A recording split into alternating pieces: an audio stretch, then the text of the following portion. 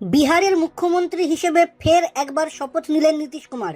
তবে এবার বিজেপি নেতৃত্বাধীন জোট এনডিএর সঙ্গে, ফলে ফের সরকারের বদল হলো বিহারে।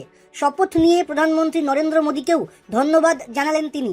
বললেন, আমার নিজের পক্ষ থেকে এবং বিহারের সমস্ত জনগণের পক্ষ থেকে আমি মাননীয় প্রধানমন্ত্রী নরেন্দ্র মোদীজিকে তার অভিনন্দন ও শুভেচ্ছার জন্য কৃতজ্ঞতা জানাই এবং তার সহযোগিতার জন্য তাকে আন্তরিকভাবে ধন্যবাদ জানাই।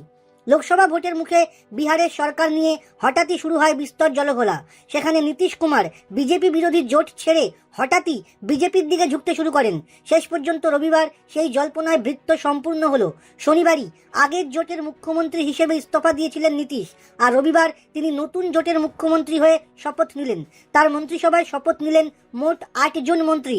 শপথের পর টুইট করে নীতিশ লিখলেন, আমার নিজের পক্ষ থেকে এবং বিহারের সমস্ত জনগণের পক্ষ থেকে আমি মাননীয় মোদীজিকে অভিনন্দন ও শুভেচ্ছার জন্য কৃতজ্ঞতা জানাই এবং তার সহযোগিতার জন্য তাকে আন্তরিকভাবে ধন্যবাদ জানাই।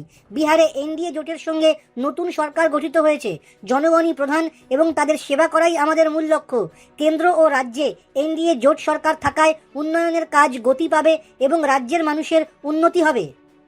এছাড়া সাংবাদিকদের সামনে প্রতিক্রিয়ায় নীতিশ বলেন, আমি এনডিএর সঙ্গে আগেও ছিলাম, আমাদের পথ ভিন্ন হয়ে গিয়েছিল, এখন আমরা আবার এক পথে এসে মিলেছি এবং মিলেই থাকব। আজকে 8 জন মন্ত্রিসভার সদস্য শপথ নিলেন আর বাকিরা দ্রুত শপথ গ্রহণ করবেন। আমি যেখানে ছিলাম সেখানেই ফিরে এলাম, এবার আর কোথায় যাওয়ার কোনো প্রশ্নই নেই।